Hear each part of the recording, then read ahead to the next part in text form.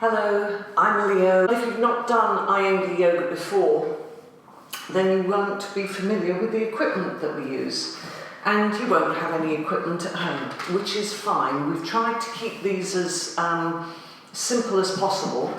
What you are going to need is a chair. So if you have a sturdy kitchen or dining chair, you do need to have a mat. That is one thing, because you need to be able to have your feet sticking to the floor. Now you will also need to have something to sit on. I'm sitting on 4 foam pads, you can see that here. I have these foam pads of this kind of shape. But if you're new to yoga, you won't have those. You can sit on cushions, but something that Lin came up with the other day was washing up bowl. This is something that most people have got in their houses, and as long as your washing up bowl is quite sturdy and you're not too heavy, then hopefully that would make a perfect seat for you, and you can also use it to substitute in the other poses that we're using foam pads for today. So I'm just going to sit on this in my cross-legged action. Pull the flesh of the buttocks out and back. So you're sitting on the front of the sitting bones. Let your thighs release down. For most people when they start yoga, it's necessary to sit on something so that the thighs can release down and the spine can lift up. So extend the breastbone, lift it up from here. Roll your shoulders back and down. Extend the crown of the head towards the ceiling. And let your eyes close. So we just give ourselves a few minutes at the beginning of the practice to separate ourselves from the everyday world and bring ourselves into a yoga space. So with this action, keep the chest lifted, soften the facial features. So don't grip in your teeth, let go of the base of the jaw, let go of the root of the tongue. Allow the cheek muscles to soften. Let go of the strain between the eyebrows and across the forehead. And allow the gaze to move inwards. And we breathe through the nasal passages wherever is possible in yoga. And now allow your head to release down. And now lift your head and gently lift the eyelids. Well done. So we're going to come into a standing position now.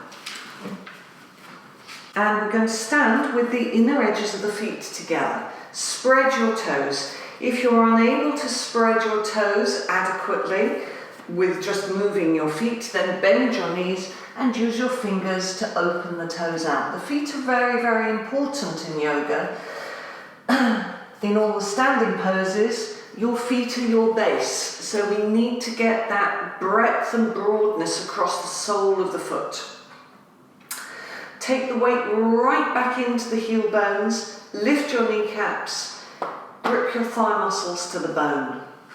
Roll your shoulders back and down, stretch down with your fingertips, extend up with the crown of the head, and feel the feet rooting into the ground. Come into a Vrksasana action onto the seat of the chair. I'm going to demonstrate the pose freestanding, and those who can do it freestanding will be doing it freestanding. So the chair has to go onto the right side. I'm mirroring you, all right, so you can just take your chair to the right side. I'll demonstrate this first. We're going to take the foot here, because we're going to see, can we move that knee back? Can we move the navel forwards and have the foot, the standing leg foot, facing straight ahead? So get yourself into position. If necessary, go to a wall and just listen to the instructions. Have your chair by the side of you and see, if you need to replay the video to see the demonstration again, then do so. All right, standing in Tadasana, taking your right leg up onto the seat of the chair. Now, at this stage, if you've got stiffness in your groin, stiffness in your hips, your knee may well be shooting off in this direction. So we're just going to see, can we rotate here in the root of the hip to take that knee back a little so that the heel comes more in line with the inside of that thigh. Turn your navel back to face towards the front. Put the back of your palm of your hand against your right knee. So give that a little bit of pressure as you rotate your navel towards the center. Let this groin release down. Lift your chest and breathe. Okay, releasing. And we're going to take the chair to the other side. So you can turn around. If you know what you're doing with this, you can just turn with your face away from the screen. That's fine. You'll have my verbal instructions, so hopefully that will be enough. I know there's not always space in a house to move chairs around. All right, so put your left foot up. You can see that I'm on the toes of the left foot.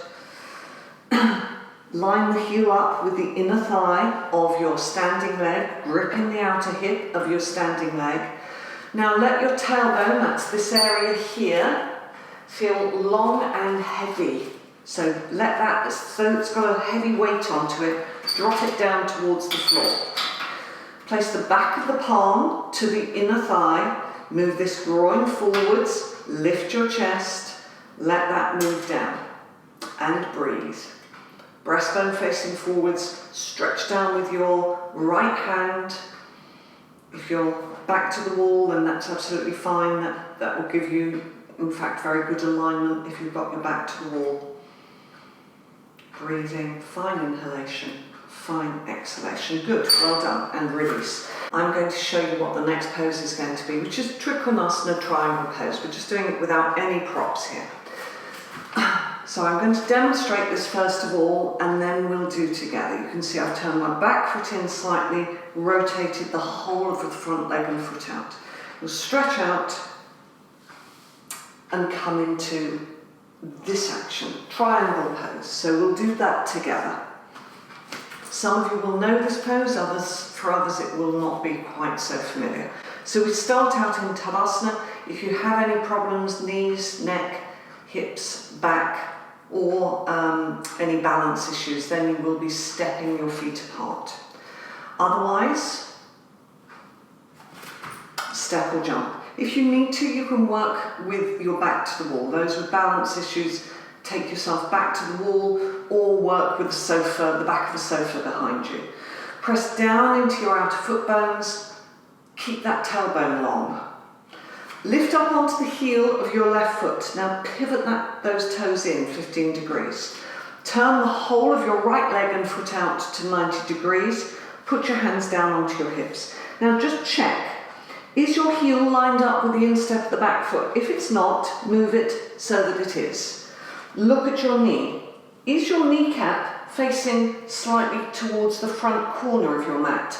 You need to turn here at the root of the thigh so that it's facing towards the narrow end of the mat. We need to get that action of this rotational hip region.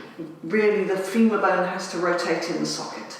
Okay, so keep that action, straighten this front leg, draw up the kneecap and the thigh muscle, stretch out into your fingertips and come into your Trikonasana. Don't try to come down too far, grab hold of the shin, stretch up with the fingers, rotate your chest so it faces towards the screen and breathe through the nasal passages. So we've got to really get the length in the spine here. The head shouldn't drop down, but nor should it lift up too much.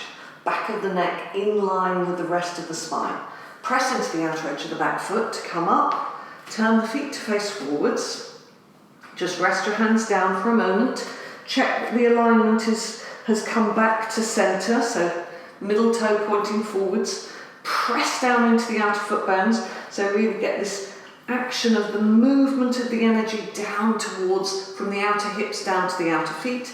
And then see, can you think about this tailbone area again? This area here. It has to be long and heavy. Now stretch the arms out in line with your shoulders, lift up onto the heel of your right foot, pivot that in 15 degrees, turn the whole of your left leg and foot out to 90. Put your hands onto your hips, check your alignment. Heel lines up with the instep. Kneecap faces towards that narrow end of the mat. Now if you find that it's difficult to get that kneecap staying there, you can always turn this foot out a little bit more so that it keeps that rotation. It's a really good way to work when you first start so that you can remind yourself of the rotational action. It keeps your knees safe. Stretch out with the hands, extend up with the chest. Inhale, come into the action. So breathe through the nostrils. Always breathe in your yoga poses. It's really important. The breath, the body, the mind, all have to work in harmony in these poses. Be strong in your back leg. Press into the outer edge of your back foot so that that back leg is really active and engaged in the pose. And then use the back leg to lift you up. Turn your feet to face forwards and then step or jump the feet. Back to Tadasana. Roll your shoulders back and down and lift through your chest. We're coming into Adho, Mukha, Virasana. So if this is a difficult action for you, I've got a bolster here that you can use, a cushion, something like that. Most of us have got cushions and so on scattered around the house. A pillow would be fine. This is only if you can't sit comfortably back onto your heels. The other reason why you might use this is when you come into the pose, for some people the buttocks lift like that. We need to have contact. So if your buttocks lift, then you would have a pad here. Now, I've got some foam pads for the head if your head doesn't reach the floor. You could always use, it needs to be clean by the way, washing up bowl will work quite well. So this is if you need support. The support would go underneath the head. Some people find that the diaphragm gets very trapped in this and the breath is really short if that's the case. So you can always use, cushions under the buttocks and something under the head if you need to do so.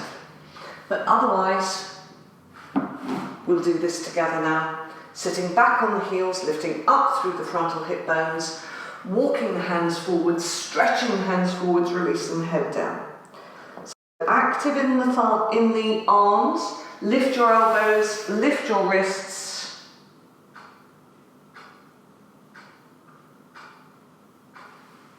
And now coming back up and sitting back onto your heels.